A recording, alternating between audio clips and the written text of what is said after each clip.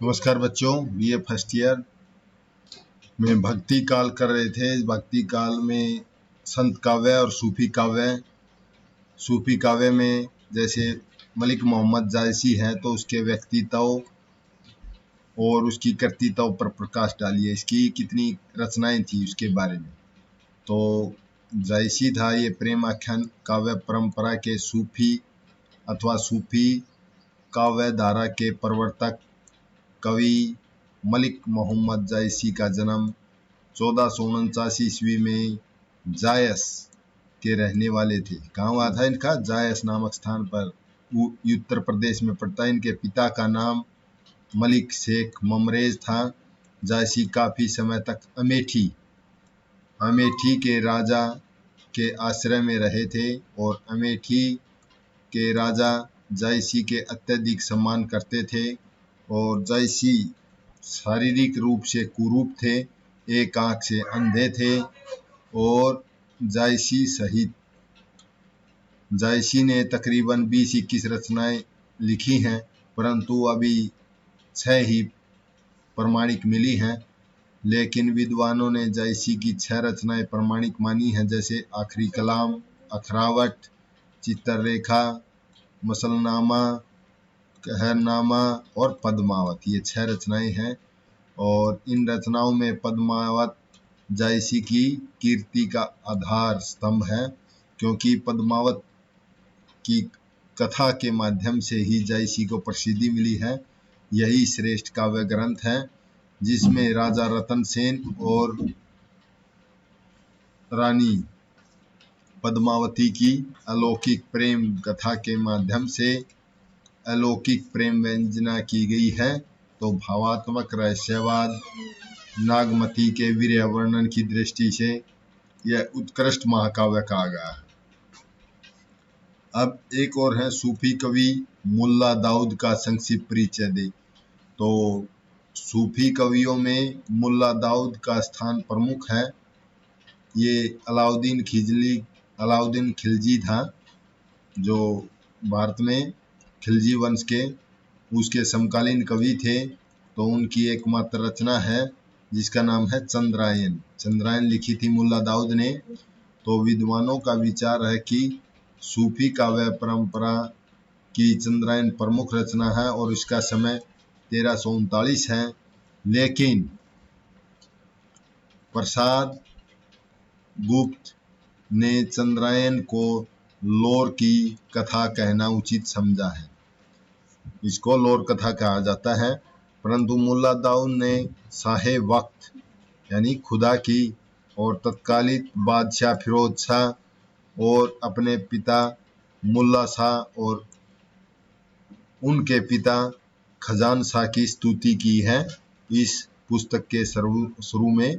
तो चंद्रायन में नायक लोर है और उसकी नायिका का नाम चंदा है कि प्रेम कथा का सुंदर वर्णन किया गया है।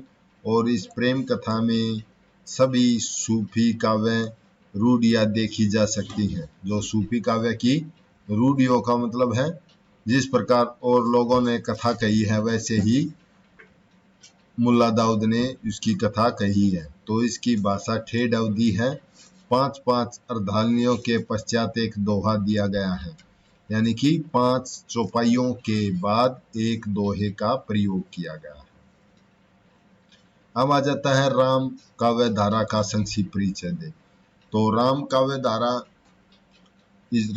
धारा के प्रवर्तक तो तुलसीदास थे, परंतु और लोगों ने भी काव्य की रचना की है, राम भक्ति की है। तो भक्तिकालीन साहित्य के अंतर्गत राम काव्य धारा सैगुण भक्ति काव्य धारा है। और इस काव्य धारा के प्रवर्तक कौन है? कवि तुलसीदास हैं। इसके अलावा और भी कवि हैं, जैसे केशवदास है। केशवदास ने भी लिखी थी।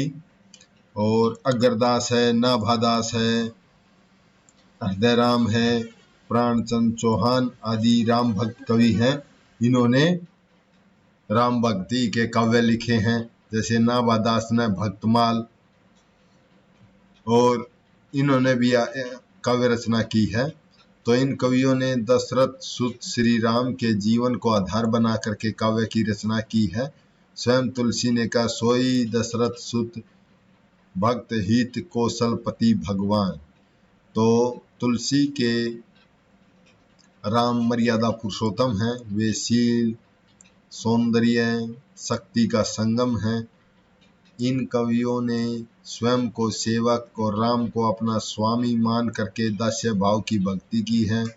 प्रतिनिधि कवि कौन है? तुलसी का काव्य भी समन्वय की विराट चेष्टा है, यानी उन्होंने समन्वय किया है गरीब का अमीर से, अज्ञान का ज्ञान से, सगुण का निर्गुण, दोनों का समन्वय किया है। तो राम काव्य लोक मंगल का संदेश देता है, समाज के आदर्शों को प्रतिष्ठापित करता है। भाव के साथ साथ कला की दृष्टि से भी राम काव्य उत्कृष्ट है, क्योंकि इसमें विविध शैलियां, नवरसों, विविध छंदों, अलंकारों का प्रयोग हुआ है। और इन कवियों ने अपने काव्य में अवधी और ब्रज दोनों भाषाओं का प्रयोग किया है। और एक और प्रश्न है आगे, राम काव्य धारा के कवियों की भक्ति के स्वरूप पर प्रकाश डालिए। तो राम भक्त काव्य धारा के कवि, राम भक्त कवियों में गोस्वामी तुलसीदास का स्थान प्रमुख है। तो उन्होंने दास्य भाव की भक्ति को प्रमुखता दी है। तो वे भगवान राम को ईश्वर मान करके उनकी शरण ग्रहण करते हैं। और उनका तो स्पष्ट कहना है कि जब तक भक्त दैन्य पूर्वक भगवान की शरण को ग्रहण नहीं करता, तब तक उसकी मुक्ति नहीं हो सकती है। इसीलिए वे राम को ब्रह्मा का अवतार मानते हैं और उनके समक्ष विनम्र होकर के उनकी भक्ति करते हैं। राम कथा के सभी पात्र भी दास्य भाव की भक्ति को अपनाते हुए श्री राम की वंदना करते हैं। जैसे तुलसीदास जी कहते हैं, राम सो बड़ो है कौन, मोह सो छोटो कौन है। राम सो खरो कौन है, मोह सो खोटो कौन है। तो इस प्रकार राम की भक्ति की है। लेकिन राम भक्त कवियों ने अपने भक्ति भावना में ज्ञान को महत्व प्रदान किया है। वे ज्ञान को दीपक और भक्ति को मणि के रूप में स्वीकार करते हैं। इस प्रकार उन्होंने राम की भक्ति की है। तो अगला है, राम काव्य में लोक संग्रह यानी सामाजिकता की भावना पर प्रकाश डालिए। यानी कि तुलसी का आदर्श भावना पर टिप्पणी कीजिए। तो राम काव्य धारा में लोक कल्याण की दृष्टि से अत्यधिक महत्वपूर्ण है। और राम काव्य में जीवन की असंख्य उतार भूमियाएं प्रस्तुत की गई हैं। और इन कवियों ने गृहस्थ जीवन की कभी उपेक्षा नहीं की, बल्कि राम सीता के माध्यम से आदर्श गृहस्थ जीवन का वर्णन किया गया है। साथ ही लोक जीवन को भी महत्व प्रदान किया है। राम काव्य के नायक राम एक आदर्श पुत्र हैं, आदर्श राजा हैं, आदर्श स्वामी हैं। सीता आदर्श पत्नी है, कौशल्या आदर्श माता है। इसी प्रकार लक्ष्मण, भरत आदि भी आदर्श भाई हैं। हनुमान आदर्श सेवक के रूप में है और सुग्रीव आदर्श मित्र हैं। यही नहीं, यहाँ राम मर्यादा पुरुषोत्तम के रूप में चित्रित किए गए हैं। वे संपूर्ण समाज की चिंता करते हैं। उसकी दृष्टि में कोई छोटा बड़ा अथवा ऊंच नीच नहीं है।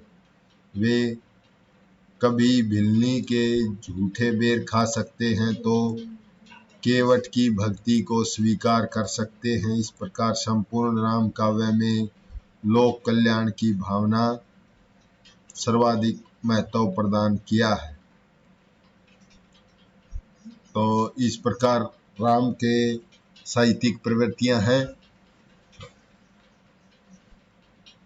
ये आपको समझ में आ गया होगा। एक प्रश्न और है अगला, राम काव्य किस प्रकार के समाज की कल्पना की गई है? राम काव्य में जिस राम राज्य की चर्चा की गई है वह निश्चय ही एक आदर्श राज्य का प्रतीक है और राम भक्त कवि एक ऐसे राज्य की स्थापना करना चाहते हैं जो वर्णाश्रम धर्म पर आधारित हो, जिसमें किसी प्रकार का भेदभाव न हो। इस प्रकार वे समाज में चरित्रवान और मर्यादित जीवन जीने वाले लोगों की कल्पना की गई है। कविवर तुलसी ने राम काव्य का वर्णन करते हुए लिखा है कि इसमें प्रकृति हमेशा अनुकूल है। राम राज्य में किसी को दुख रोग शोक व्याप्त नहीं होता है। सभी लोग दैहिक भौतिक तापों से मुक्त रहते हैं, यानी कि दैहिक भौतिक तापा राम राज कहूँ नहीं व्यापा। तो राम राज्य में किसी प्रकार के दुख नहीं है, सब प्रजा सुखी है, संपूर्ण समाज समृद्ध है और राम राज्य में राजा आदर्श है तो प्रजा भी आदर्श है। नागरिकों का सामाजिक पारिवारिक और धार्मिक जीवन भी सुखदा संपदा से परिपूर्ण है। इस प्रकार राम राज्य चारों ओर से खुशहाली का राज्य है।